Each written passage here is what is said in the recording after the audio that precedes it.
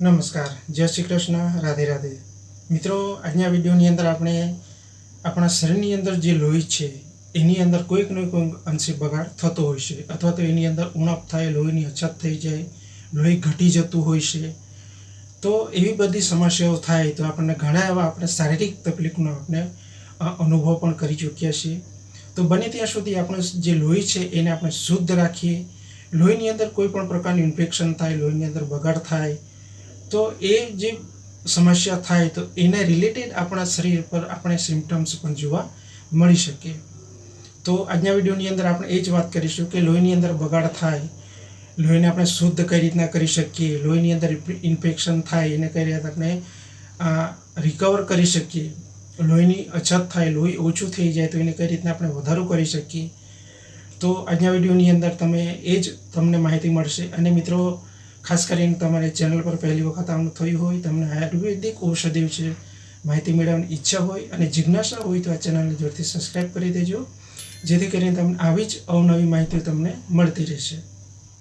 તો હવે શરૂઆત કરીએ કે માની લો કે આપણા લોહીની અંદર કોઈકને કોઈક અંશે બગાડ થાય તો સૌથી પહેલું લક્ષણ આપણે કઈ રીતના ખબર પડી શકે. તો એની અંદર સૌથી પહેલું લક્ષણ છે કે આપણી ચામડી પર કોઈકને કોઈક અંશે આપણને સિમ્ટમ્સ જોવા મળી શકે. ઘણી વખત નાની ફૂલીઓ થાય, ચાંદા પણ થાય, ખરજવું પણ થાય, ચામડી લાલ પણ થઈ જાય, અનેક પ્રકારની તકલીફો થતી હોય છે. જો મિત્રો આપણા લોહીની અંદર બગાડ થાય તો પહેલું લક્ષણ એ છે. તો એ લોહીની અંદર બગાડ થાય તો એને આપણે કઈ રીતના સુધારો કરી શકીએ, એને કઈ રીતના ચોખ્ખું કરી શકીએ. તો એના માટે અત્યારના સમયની અંદર અનેક જાતની ટેબ્લેટો અવેલેબલ તો છે જ, પણ બને ત્યાં સુધી આપણે આયુર્વેદિક એનો ઉપયોગ કરી અને શરીરની અંદર જે કંઈ સમસ્યા થાય એને આપણે દૂર કરી શકીએ. તો એના માટે પણ ઘણા એવા ઓપ્શન છે, ઘણા એવા ઉપચાર પણ છે. તો આજના વિડીયોની અંદર ખૂબ તમને સરળ એક ઉપચાર બતાવીશ. તો માની લો કે આપણા લોહીની અંદર બગાડ થાય તો એને આપણે સુધારો કઈ રીતના કરી શકીએ, એને ચોખ્ખું કઈ રીતના કરી શકીએ. તો ખૂબ સરળ એક ઉપચાર છે. એની અંદર તમારે વડ તો આપ જાણો જ છો. તો વડની જે નવી કૂપળ હોય ને, ફ્રેશ કૂપળો, એ આપણે લેવાની, બરોબર છે.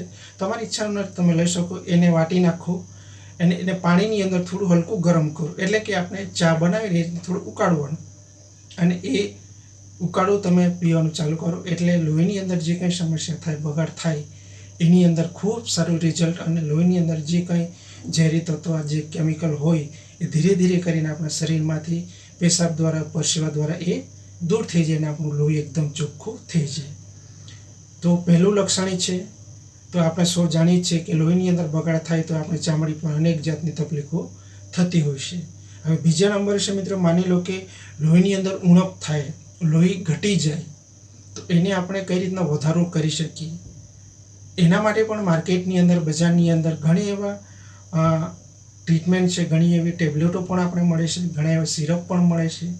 બને ત્યાં સુધી આપણે આયુર્વેદનો ઉપયોગ કરી અને આપણે લોહીની ઉણપ થાય, લોહી આપણા શરીરની અંદર ઘટી જાય, એનું કઈ રીતના આપણે વધારો કરી શકીએ. તો એની અંદર છે સૌથી પહેલાં તો આપણે તજ લેવાના, બરોબર છે. તજ તો આપ સૌ જાણો જ છો, અને તલ, એટલે બંને સરખા ભાગે આપણે તજ અને તલ બંને સરખા ભાગે લેવાના અને એને પાણીની અંદર આપણે ઉકાળવાના, બરોબર છે. પાણીની અંદર હલકા એને ઉકાળો અને ત્યારબાદ તમારે સવાર સાંજ એનું સેવન કરવું, એટલે કે જે ઉકાળો બનાવ્યો એનું સવાર સાંજ તમે અડધો કપ, 1 કપ પણ તમે લઈ શકો. તો ધીરે ધીરે કરીને આપણા શરીરની અંદર જે લોહીની જે ઘટ થઈ ચૂકી છે એ ધીરે ધીરે કરીને રિકવર થવા લાગશે. અને બીજા નંબર છે મિત્રો, ભાજીની અંદર તમે મેથીની ભાજી લીલી હોય ને, તાજી મેથીની ભાજી તમે લઈ શકો, અથવા સૂકી મેથીનો પણ તમે ઉપયોગ કરી શકો. તો પણ આપણા શરીરની અંદર જે લોહીની ઘટ થઈ છે એની અંદર પણ તમને રિકવરી જોવા મળી શકશે. અને બીજા નંબર છે ગાજરનો રસ અને સંતરાનો રસ, બરોબર છે. એ બંને મિક્સ કરી દો સરખા ભાગે અને ત્યારબાદ તમારે ઈચ્છા અનુસાર એની અંદર થોડુંક મધ પણ નાખી શકો અને એનું પણ સેવન કરો તો પણ તમને ખૂબ સારું રિઝલ્ટ તમને મળી શકશે. ધીરે ધીરે કરી, ખૂબ ઝડપથી નહીં પણ ધીરે ધીરે કરીને એ લોહીની અંદર જે ઘટ થઈ ચૂકી છે એનું જે લેવલ છે ધીરે ધીરે કરીને વધવા લાગશે. અને બીજું કે આપણે ગિલોઈ તો આપ સૌ જાણો છો, એનું ચૂર્ણનું પણ તમે સેવન કરી શકો. ત્યારબાદ તમે દાડમનો રસ પણ તમે પી શકો. ઘણા એવા ફળફળાદી છે, જે ફળફળાદીનો ઉપયોગ કરી અને આપણા શરીરની અંદર જે લોહીની ઘટ થઈ છે એની અંદર પણ આપણે વધારો કરી શકીએ. અને હવે ત્રીજા નંબર છે કે માની લો કે આપણે લોહીની અંદર લોહીના ઉલટી થાય. ઘણી વખત આપણે ઘણી એવી જગ્યાએ આપણે એવા પ્રસંગો અથવા ઘણા એવી ઘટનાઓ આપણે જોઈએ છીએ. તો કોઈક વ્યક્તિને લોહીની ઉલટી થાય, અચાનક ઉલટી થઈ જાય. લોહીની ઉલટી થાય એટલે જે વ્યક્તિ છે એકદમ બેહોશ થઈ જતું હોય છે. તો એવા સંજોગોની અંદર આપણે લોહીની જે ઉલટી થાય એને કઈ રીતના રોકી શકીએ, એને કઈ રીતના અટકાવી શકીએ. તો એવા સંજોગોની અંદર તમારે મીઠા લીમડાના પાન તમારે લેવાના, બરોબર છે. એને વાટી નાખો અને એને પાણી સાથે થોડું પીસી દેવાનું. પાણી એની અંદર નાખો એટલે એનો રસ બની જશે અને એ રસ તમારે તાત્કાલિક એનું સેવન કરવાનું. તો જે લોહીની જે ઉલટીઓ થાય છે એ ઉલટી બંધ થઈ જશે. એટલે તમને કોઈ પણ આડઅસર વગર તમને એની અંદર લાભ મળી જશે. અને બીજું કે દ્રાક્ષ હોય ને, એ દ્રાક્ષ એની અંદરથી જે બીજ હોય ને એ કાઢી લેવાના. એટલે કે બીજ વગરની દ્રાક્ષનું આપણે સેવન કરવાનું. ઘી અથવા મધ સાથે પણ તમે સેવન કરી શકો. તાત્કાલિક આ તમારે ઉપાય જો કરવો હોય, લોહીની ઉલટી થાય તો એવા સંજોગોની અંદર તમારે મીઠા લીમડાના પાન વાટી દેવાના, એની અંદર 1-2 ચમચી પાણી નાખી દો એટલે રસ બની જશે. એનું તમે સેવન કરો. અને બીજ વગરની જે દ્રાક્ષ હોય ને, કાળી દ્રાક્ષ અથવા લીલી દ્રાક્ષ, એની અંદર મધ અથવા તમે ઘી નાખી મિક્સ કરીને તમે પીઓ એટલે લોહીની જે ઉલટી થાય છે એની અંદર રિકવરી અને આરામ આપણને મળી શકે. એટલે લોહીની ઉલટી જે થાય છે એ બંધ થઈ જાય. હવે બીજા નંબર છે કે લોહીની શુદ્ધિ કઈ રીતના આપણે કરી શકીએ. હવે સૌથી પહેલાં તો લોહી આપણા શરીરની અંદર કેમ બગડે છે, લોહીની અંદર કેમ ઇન્ફેક્શન થાય છે, ડાયાબિટીસ કેમ થાય, સુગર લેવલ કેમ વધી જાય છે, એ તો આપ સૌને ખ્યાલ છે. અને સૌ આપણે જાણીએ છીએ કે લોહીની અંદર કઈ રીતના બગાડ થાય છે. તો હવે માની લો કે લોહીની અંદર બગાડ થઈ ચૂક્યું, તો એને આપણે શુદ્ધ કરીને એને ચોખ્ખું કઈ રીતના કરી શકીએ. તો એના માટે છે મિત્રો, સૌથી બેસ્ટ ઇલાજ છે અને અસરકારક ઇલાજ છે કે બકરીનું દૂધ લેવાનું. આપણે નથી ગાયનું દૂધ, નથી ભેંસનું દૂધ, ફક્ત બકરીનું દૂધ લેવાનું ને એની અંદર તમારે મધ નાખી અને મિક્સ કરી અને તમે એનું અડધો કપ 1 કપ પણ તમે લઈ શકો. તમને અસરકારક રિઝલ્ટ મળશે. જો આપણે લોહી શુદ્ધ કરવું હોય, કોઈ પણ ગોળી લીધા વગર, કોઈ પણ ટેબ્લેટ લીધા વગર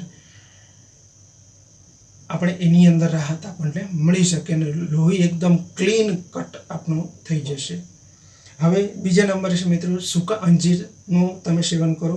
સૂકું અંજીર લઈ લો, એની સાથે બદામ થોડા અંશે તમે નાખી શકો. એને દૂધમાં નાખી થોડું હલકું ગરમ કરો. એનું પણ સેવન કરીને કોમ્બિનેશન સૂકું અંજીર, બદામ, એને દૂધમાં નાખી અને થોડું ગરમ કરો અને ત્યારબાદ તમે એનું સેવન કરો. તો પણ તમને જે લોહીની અંદર જે શુદ્ધિકરણ આપણે લાવવું હોય તો એનું પણ તમે ઉપયોગ કરી શકો. હવે કે લોહી વધારવું કઈ રીતના આપણે, બરાબર છે. તો એની અંદર છે મિત્રો,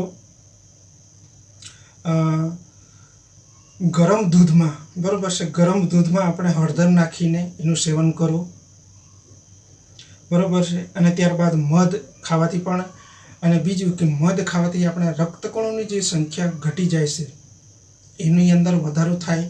અને બીજું કે કાળી દ્રાક્ષ ખાવાથી પણ આપણા રક્તકણોની જે લેવલ છે, શ્વેતકણ અને રક્તકણ બંને હોય છે આપણા લોહીની અંદર, તો એ રક્તકણો આપણા શરીરની અંદર ધીરે ધીરે વધશે, લોહીની અંદર વધશે, તો લોહીની અંદર પણ રિકવરી આપણને મળી શકે. હવે બીજું છે શ્વેતકણો જે ઘટ થઈ જાય આપણા લોહીની અંદર, તો એ શ્વેતકણો આપણે કઈ રીતના એની અંદર વધારો કરી શકીએ. તો એની અંદર તજનું ચૂર્ણ લેવાનું અને એની અંદર થોડું મધ નાખી દો તમારી ઈચ્છા અનુસાર. તજનું ચૂર્ણ અને મધ મિક્સ કરીને તમે સેવન કરો તો જે શ્વેતકણોની જે ઘટ થાય છે એની અંદર તમને રાહત અને રિકવરી તમને મળી શકશે. અને ખાસ કરીને વધારે પડતા તજનું સેવન કરવાથી પુરુષને નુકસાની થઈ શકે, બરાબર છે. તો એની અંદર પણ ખાસ આપણે ખ્યાલ રાખવો જરૂરી છે. તો આજના વિડીયોની અંદર મારે તમારે એ જ માહિતી આપવાની હતી કે લોહીની અંદર બગાડ થાય, લોહીની અંદર ઘટ થાય, લોહીની ઉલટી થાય, લોહી આપણે શુદ્ધ કઈ રીતના કરી શકીએ, લોહીની અંદર લોહી ઘટી જાય તો એનો વધારો કઈ રીતના કરી શકીએ, એના વિશે મારે તમને આજના વિડીયોની અંદર માહિતી આપવાની હતી. ખૂબ આયુર્વેદિક છે. તમામે તમામ ઉણપ હોય ઘટની અંદર આયુર્વેદિક ઔષધિનો ઉપયોગ કરો, જેથી કરીને આપણા લોહીની અંદર જે કંઈ ઘટ થાય, ઉણપ થાય એને આપણે રિકવર કરી શકીએ. અને ખાસ કરીને મિત્રો આપણે બને ત્યાં સુધી આપણે ખાનપાનની અંદર ખાસ ધ્યાન રાખવું જરૂરી છે. કારણ કે અત્યારના સમયની અંદર જે કંઈ ફળફળાદી મળે છે, અનાજ મળે છે, કઠોળ, અનેક જાતના આપણે બજારની અંદર આપણે મન ફાવે તે આપણને મળતું હોય છે, પણ એની અંદર કોઈક ને કોઈક અંશે મિત્રો દવાનો વધારે પડતો ઉપયોગના કારણે આપણા શરીરની અંદર એ દવાની અસર થાય અને ધીરે ધીરે કરીને આપણે લોહીની અંદર બગાડ થાય, હાડકાઓ નબળા પડે, આપણું શરીર પણ નબળું થઈ જાય. તો બને ત્યાં સુધી આપણે આયુર્વેદ સાથે જોડાઈએ. આવનાર સમયની અત્યારના સમયની અંદર આપણે જરૂર પડે કે ના પડે, આવનાર સમયની અંદર જો કદાચ જરૂર પડે, આપણા શરીરની અંદર કોઈ નાની મોટી બીમારીઓ આવે તો એને આપણે આયુર્વેદિક રીતે કઈ રીતે દૂર કરી શકીએ. અને તમને આયુર્વેદ સાથે જોડાવાની ઈચ્છા હોય, તમારી મનોભાવના હોય તો આ ચેનલને જોરથી સબસ્ક્રાઈબ કરી દેજો, જેથી કરીને એકદમ તમને દેશી ઉપચાર, જંગલી વનસ્પતિ પરિચય, એ વનસ્પતિનું એનું ઔષધિનું કઈ બીમારીની અંદર ઉપયોગ કરી શકાય, કઈ રીતના કરી શકાય, કેવા સંજોગોની અંદર કરી શકાય, એવી પણ તમને માહિતીઓ ચોક્કસપણે મળતી રહેશે. તો આ ચેનલને જોરથી સબસ્ક્રાઈબ કરી દેજો. તો મળીએ કોઈ નવા ટોપિક સાથે. ત્યાં સુધી તમારું ખાસ ધ્યાન રાખજો, પરિવારનું ખાસ ધ્યાન રાખજો, તમારું શરીરનું ખાસ ધ્યાન રાખજો, જેથી કરીને આપણે આપણું જેટલું પણ આયુષ્ય છે એને ખૂબ સરળતાથી અને શાંતિપૂર્વક અને ખુશીપૂર્વક આપણે વિતાવી શકીએ. તો મળીએ કોઈ નવા ટોપિક સાથે. ત્યાં સુધી મારા તમામ દર્શક મિત્રો જય શ્રી કૃષ્ણ, રાધે રાધે.